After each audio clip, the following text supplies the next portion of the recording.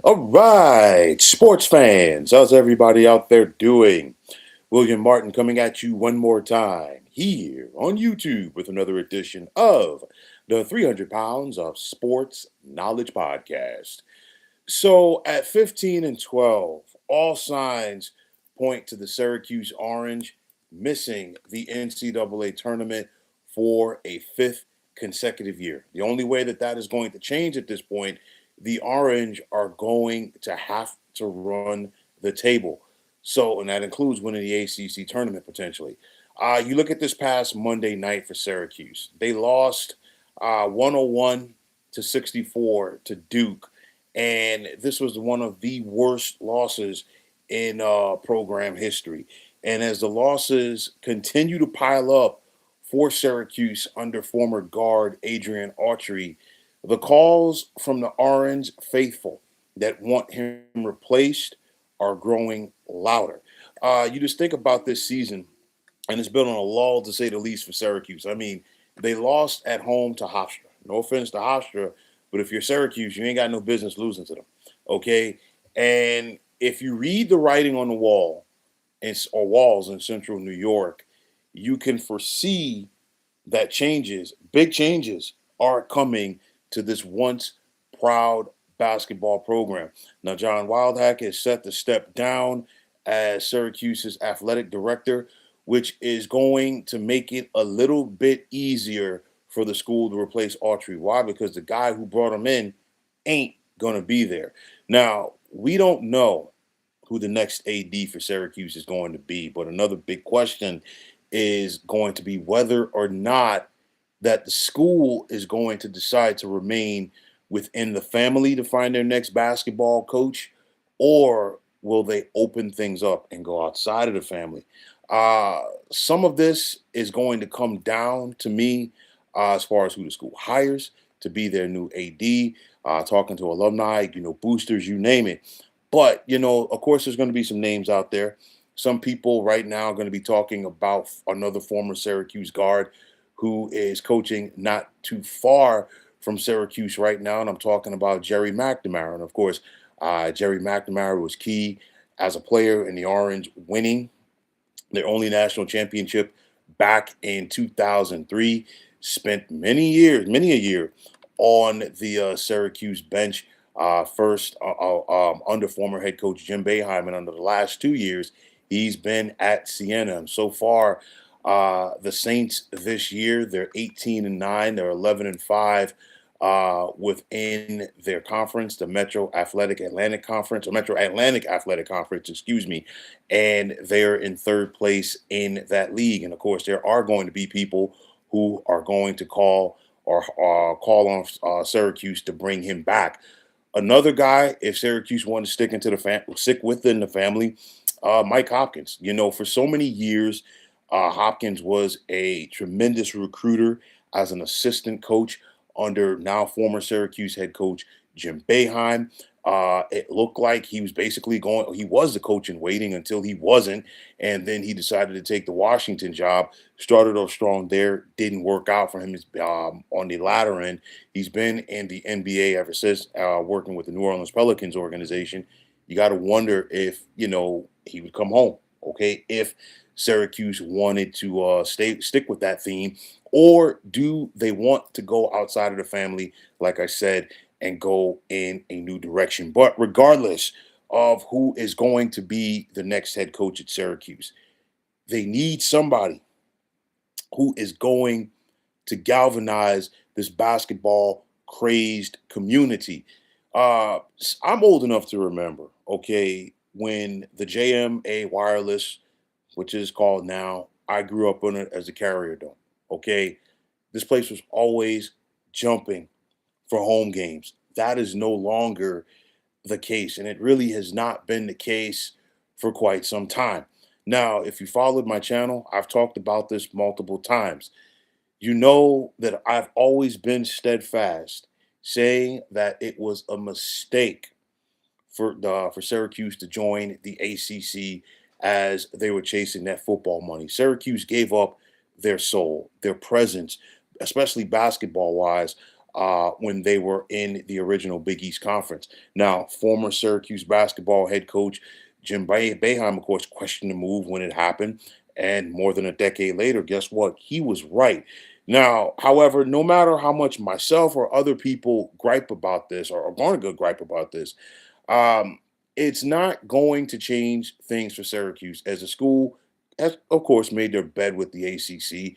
They got a lie in it, but on top of that, they've got to figure out who they are, and they have to find themselves an identity because they really don't know who they are since they joined the ACC. Outside of their first year in the ACC back in 2014, Syracuse has never finished in the top six in this league.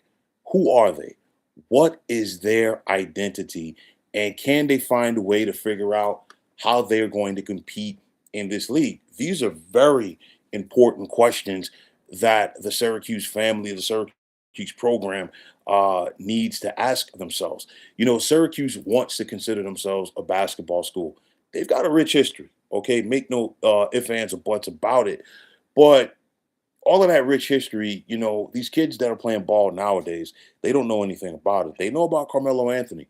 Don't get me wrong, who has pumped a lot of money into this school. Syracuse was good to him. He's been very good to Syracuse, but they've got to find a way to be able to keep up in the ACC. Make no mistake about it.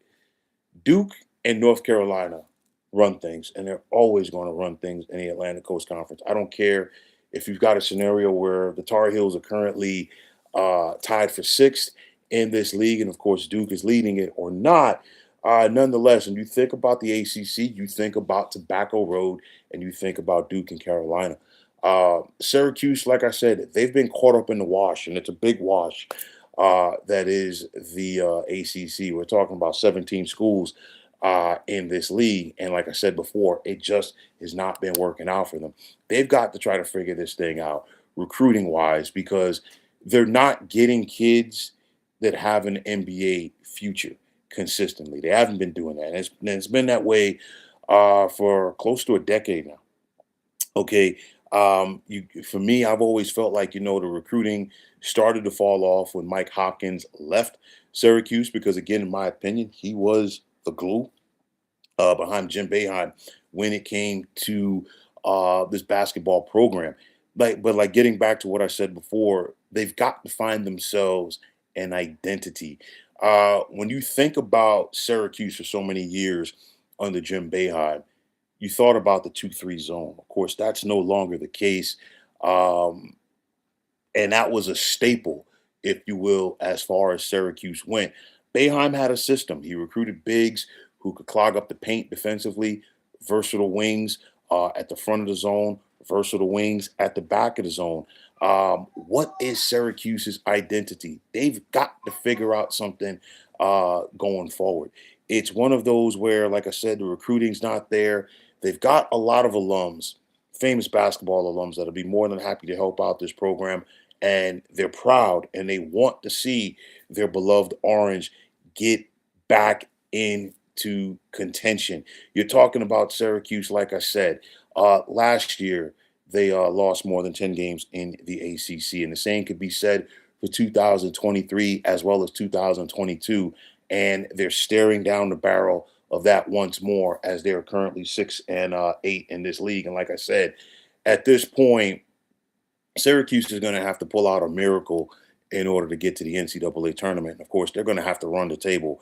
And with a game at home this Saturday against North Carolina, along with another road or with a road game at Louisville, as well as the ACC tournament, it is not looking likely, excuse me. And I think we are in the final days of the Adrian Autry era as the head coach of Syracuse. And it's one of those things, it's truly unfortunate in my book because Adrian Autry knows the history of Syracuse basketball. Adrian Autry is a part of the history of Syracuse basketball. He bleeds orange, but it just has not worked out for him as their head basketball coach, and it's not going to work out. Like I said before, Syracuse needs somebody who's going to galvanize this community. Syracuse needs somebody who is going to recruit basketball players that are going to come in there and make an impact on this program and make an impact in the ACC as well. Like I said, they've got to get back to the basics. And I think for Syracuse, the best thing for them to do is just hit the reset button as a program. Like I said, they've got to figure out who they are. They might have to start from scratch as far as building this thing because I feel like they might need a new head coach going forward who is going to build his own identity. Maybe somebody, like I said, not affiliated with the Syracuse program. But again, the groans are getting louder and louder. It's been a month of Sundays since we've seen the Syracuse program at the state that it currently is. It's one of those, if you think about Jim Boeheim and all those years in the Big East, yeah, Syracuse might have a down year here and there, but they were still good enough to, even with that, be on the cusp of possibly being an NCAA tournament team, but definitely an NIT team. And you knew it was only a matter of time before he would really get things turned around and Syracuse would be back in NCAA tournament contention. For the most part, in Syracuse's heyday under Boeheim, they were a consistent NCAA team. They were a team who could consistently get to the Sweet 16 at least. They were a team who was consistently finishing in the top 25. These are things that unfortunately are in the past tense of this program's history. And of course, the folks that follow the Syracuse program don't want to hear that. They feel like they should be among the upper echelon teams in the ACC. They feel like they should be among the upper echelon teams in college basketball. They've got to find a way to figure it out because clearly what they've been doing this year and in the previous years recently ain't working out. This is a far cry from the Syracuse program that I grew up watching. I don't know what they're going to do to get back to being a prominent basketball program, but at some point, something has to change in Central New York. But folks, that is going to wrap it up. And as always, I want to take this time out to thank all of you for checking out the 300 Pounds of Sports Knowledge podcast here on YouTube. And as always, if you like what you heard and saw in this podcast, you know what to do. Just hit that like button as well as subscribing to this channel. And like I always say, it is greatly appreciated. Also, if you are on the X, formerly known as Twitter, you can check me out anytime at 300 Pounds of Sports. And like I always say, if you give me that follow, it will be my pleasure to do the same in return.